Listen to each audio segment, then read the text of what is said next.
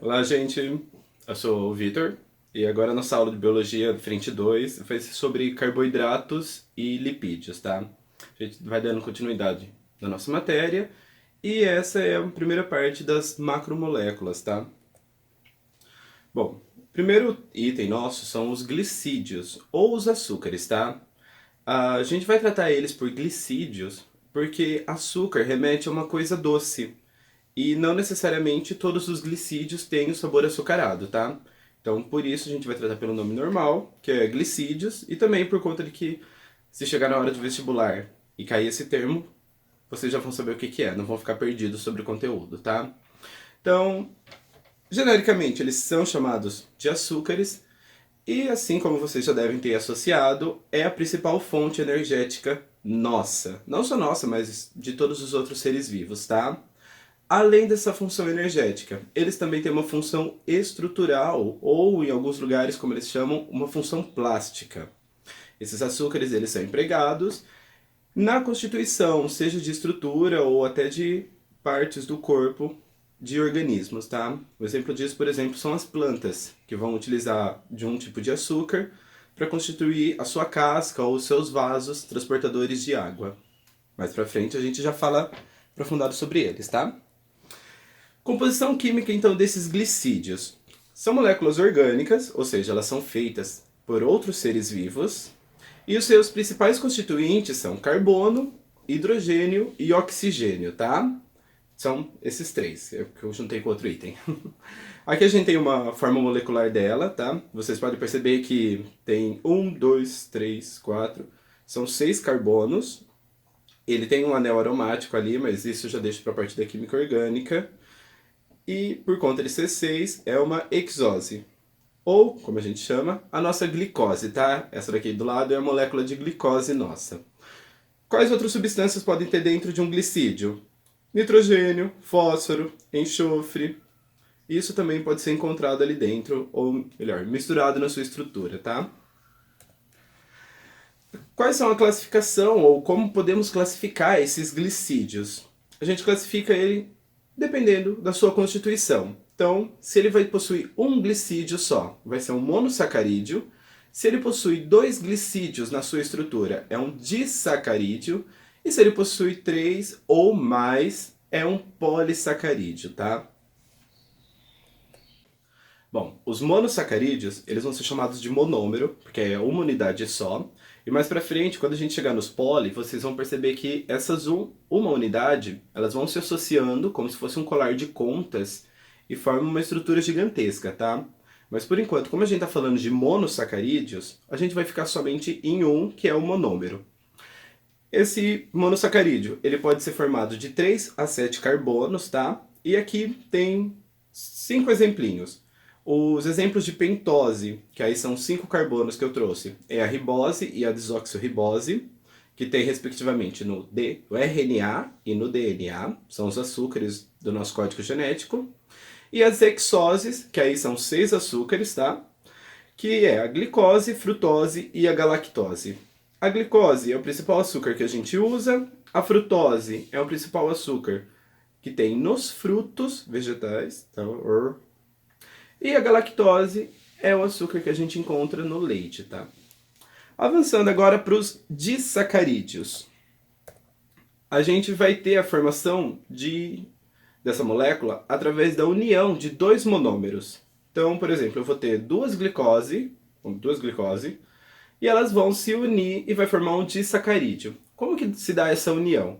Através de uma reação de desidratação, tá? Uma molécula perde um hidrogênio, a outra vai perder um hidrogênio e um oxigênio.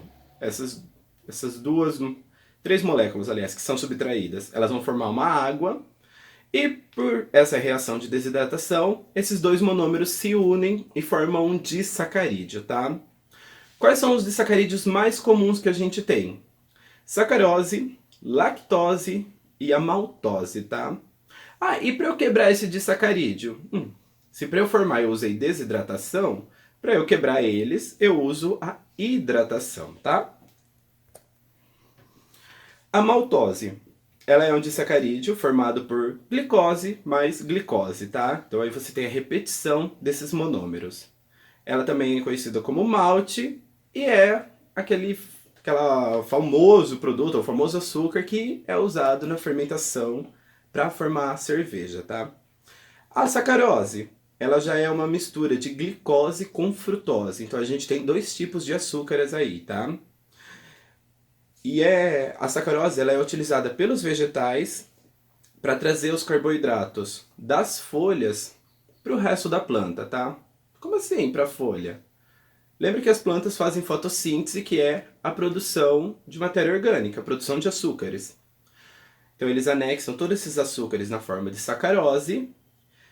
Isso ocorre na folha, que é onde fica o pigmento verde, e mediante isso ela tem que enviar para o resto da planta, seja para a raiz, seja para o tronco, seja para o fruto, seja para a flor. Então, ela envia na forma de sacarose, tá? E por último, a nossa lactose, que é a nossa glicose mais a galactose, tá? Então, ela é a principal fonte dos mamíferos, principalmente os bebês, que a gente tem o hábito de amamentação. Aliás, não o hábito, a necessidade mesmo. Aqui tem a estrutura dela. E também a lactose, ela está correlacionada a alguns probleminhas. Entre eles, a gente tem a intolerância à lactose. Essa intolerância à lactose, ela é causada ou ela ocorre quando a pessoa não tem a enzima que quebra essa lactase, tá? Aliás, lactose, perdão. Quando a pessoa apresenta essa deficiência da enzima, essa proteína acaba passando por inteira no trato gastrointestinal e aonde ela deveria ser quebrada, que é no nosso intestino delgado, ela não é. E aí ocorre toda aquela irritabilidade e principalmente acaba tendo diarreia. Como é possível tratar isso? Existem alguns remédios que é a base dessa enzima, por exemplo, o Lactidei, que é um desses remédios, e você toma ele meia hora antes da refeição e aí você consegue consumir produtos à base de lactose normal, tá? Outro probleminha, a galactosemia. Também é um problema associado à lactose e nesse caso a pessoa ela não vai ter a enzima necessária para tirar a lactase do sangue. Aí o que acontece? Essa lactase ela se acumula no sangue, ela vai ser convertida em duas possíveis substâncias, que é o lagatitol, galactitol, e o galactonato. Eu tive que anotar porque eu não lembrava, tá? E tanto o galactitol quanto o galactinato, ambos são extremamente tóxicos, tá? E aí ele pode causar sérios problemas na pessoa, como por exemplo falência renal, cegueira, atraso mental, atraso no próprio desenvolvimento. Como a gente sabe se a pessoa tem galactosemia? No teste do pezinho, tá? Então, logo nas primeiras horas de vida, a gente já tem o pezinho furado, passa por uma bateria de exames nesse teste, e um dos principais é o de galactosemia. Por quê?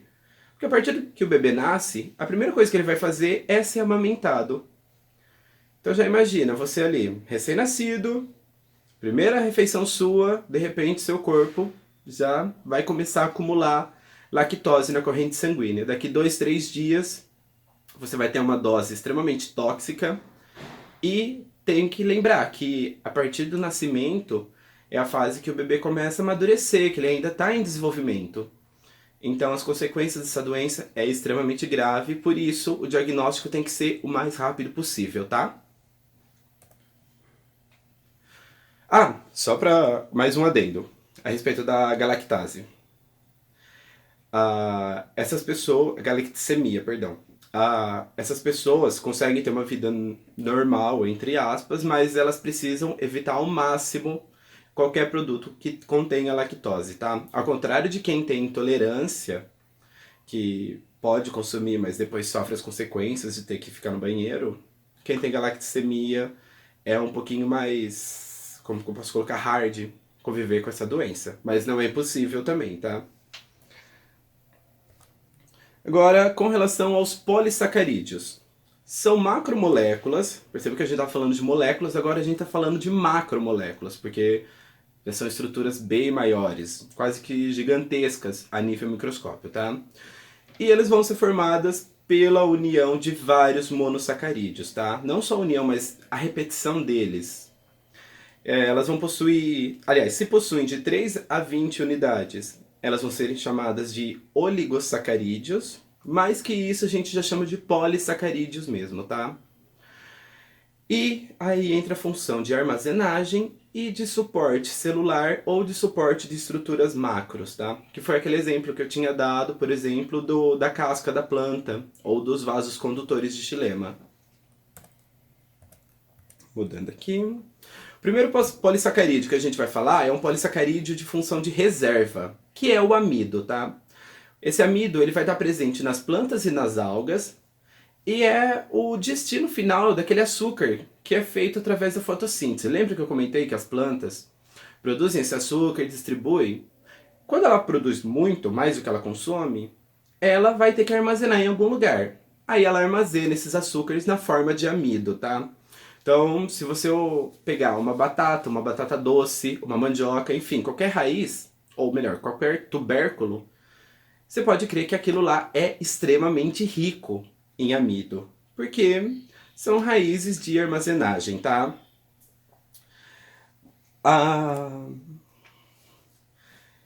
ele pode ser constituído de moléculas lineares, que aí leva o nome de amilose, ou ele também pode ser constituído por moléculas ramificadas, que aí leva o nome de amilopectina.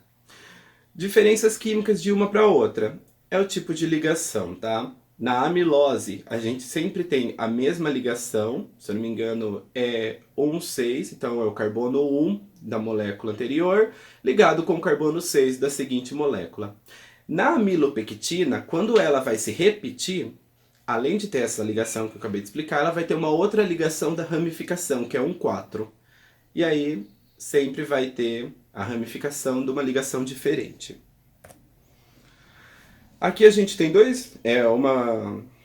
uma visão de células de amido, tá? Células de reserva, vista no microscópio óptico, tá? Aqui tem a setinha indicada, as células do parênquima amilífero, ou seja, os grânulos de amido. Imagino que seja um corte de batata, tá?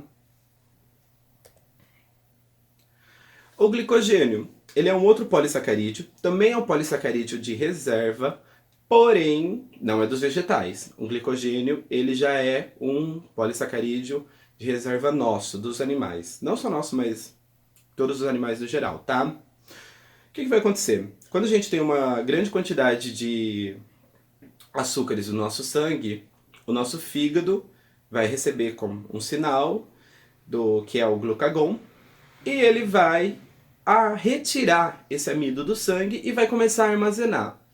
Vai armazenar essa glicose, aliás, o amido não, desculpa. Ele vai retirar a glicose do sangue e vai começar a armazenar. Como que é essa armazenagem? Ele vai encaixar uma glicose na outra, formando uma fileira gigantesca, que é o que a gente chama de glicogênio. Além de ser armazenado no fígado, o glicogênio também pode ser armazenado nos nossos músculos, tá? No fígado ele é armazenado para quando precisar de energia ser liberado mais rapidamente, e no músculo ele é armazenado para contração muscular. Então, se você precisa realizar algum movimento com o músculo, você tem a sua reserva energética ali, caso falte. Aqui a gente tem um esqueminha de como que funciona, tá? Então, se a gente tem a glicogênese, obviamente, vem de síntese, gênese é a formação. Então, é a glicose sendo armazenada no fígado. A glicogenólise é o contrário. Tem esse lise aí no final, que significa quebra, que nada mais é do que a quebra do glicogênio que vai liberar essa glicose para a corrente sanguínea. Aqui a gente tem o outro esqueminha bem legal, tá? Que vai estar muito relacionado a diabetes tipo 1. Vamos pegar aqui o alimento, ó. O alimento entra, você acabou de fazer uma refeição, sua taxa de glicose vai estar altíssima. Você está fazendo digestão, tem muita glicose no seu sangue. você vai inibir as células alfa do pâncreas e vai incentivar as células beta a produzir insulina.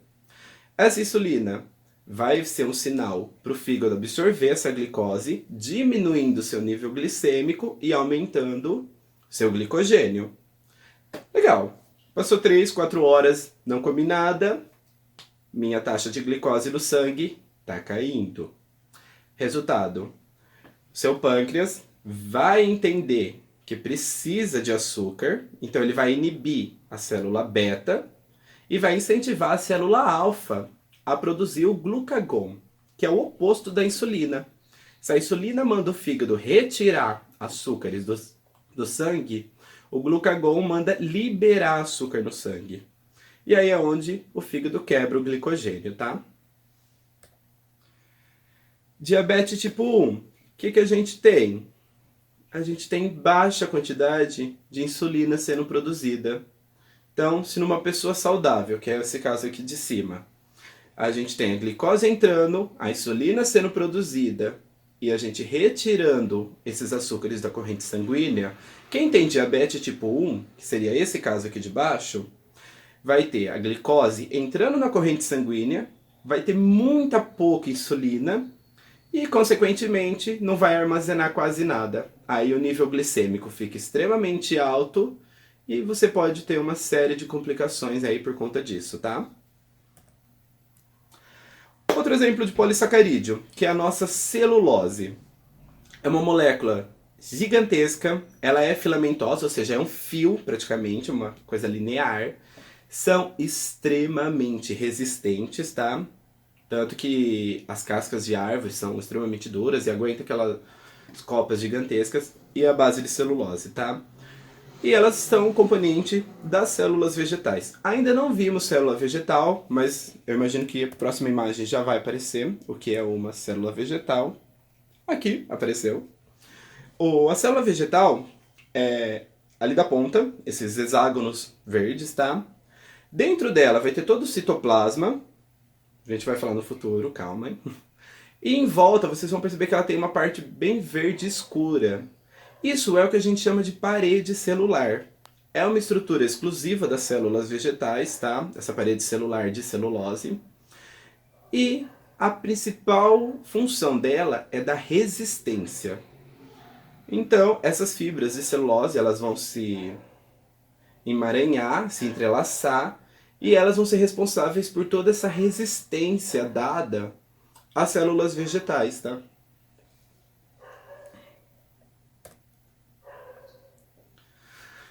Com relação ao tipo de ligação que essa celulose é utilizada para se formar e a nossa digestão, a gente tem um probleminha.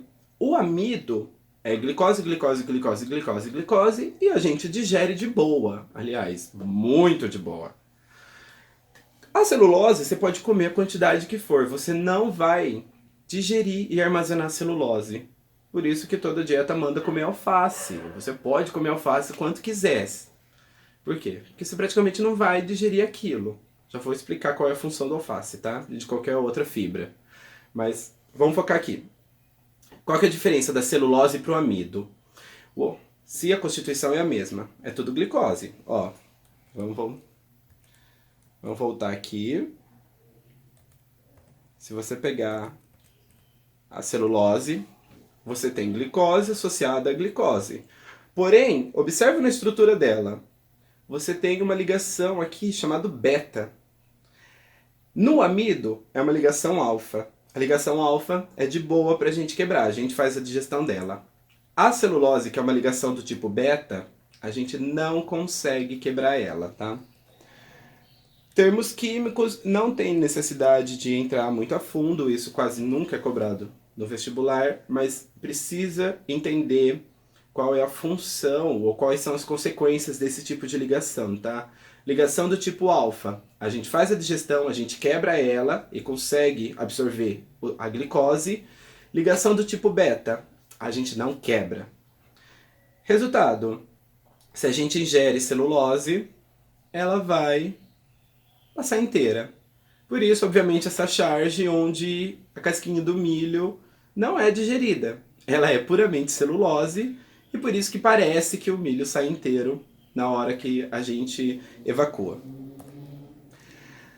Tem animais que se alimentam puramente de celulose, como exemplo, as vaquinhas e os cupins. Cupim come madeira, a madeira é pura celulose, tá? O que eles fazem? Eles conseguem digerir? Não. São iguais a gente, eles não digerem celulose.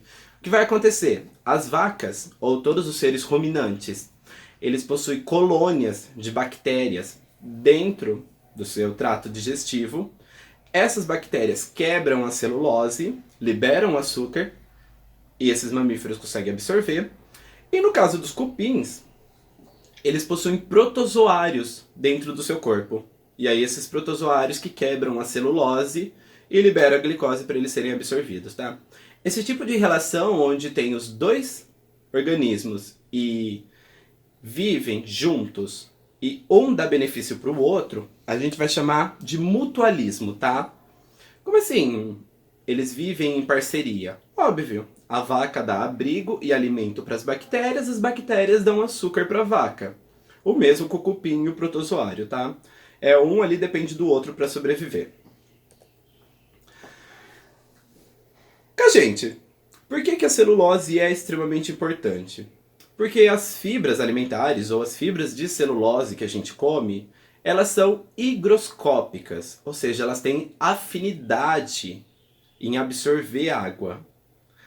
Lembra aquele truquezinho de o celular molhou, coloca no arroz que o arroz absorve a umidade? O arroz é higroscópico, tá?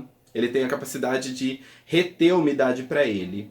As fibras é a mesma coisa, elas retêm umidade. E aí quando elas estão dentro do bolo alimentar, ela vai reter umidade, isso vai facilitar a digestão, vai facilitar a passagem desse bolo ou dessa massa alimentar no seu trato digestivo e, consequentemente, evita aí prisão de ventre, dores abdominais e tudo mais, tá? Regula bastante a sua saúde e o seu metabolismo. Por isso que é importante ter uma alimentação rica em fibras, tá? Já a quitina, ela é um polissacarídeo também, tem função estrutural e ela vai estar principalmente na parede celular de fungos e no exoesqueleto de insetos, tá? Então, função da quitina, que também é o polissacarídeo, é só essa. Aliás, não é só essa porque é de extrema importância, tá? Fazendo um resumão então dos carboidratos, a gente tem a função energética, onde eles podem armazenar e liberar energia, e a função estrutural, que pode compor as estruturas, seja celulares ou seja de estruturas macros, tá? Agora, com relação aos lipídios. Vou ter que fazer um corte aqui para eu falar a respeito da digestão de amido, tá? Porque eu falei bastante sobre a celulose, mas o amido ficou meio assim. Quando a gente engole ou mastiga o amido, a gente já vai misturar ele com saliva. A nossa saliva, ela é rica em alfa-amilase. A função principal dessa enzima é de quebrar esse amido em pares, em disacarídeos, tá? Então ela vai separando ele e vai formar maltose ou vai formar a dextrina, se for aquele amido ramificado. Em seguida, ele vai para a digestão, passa pelo estômago e vai receber também depois o suco pancreático. Quando ele recebe o suco pancreático, tá difícil, ele vai ter outra enzima, que é a beta-amilase, e aí ela que vai quebrar esses disacarídeos, formando glicose. E aí a hora que passa no intestino, essa glicose ela é absorvida, tá? Essa é a digestão do amido. A digestão da celulose, não tem, a gente não faz, tá?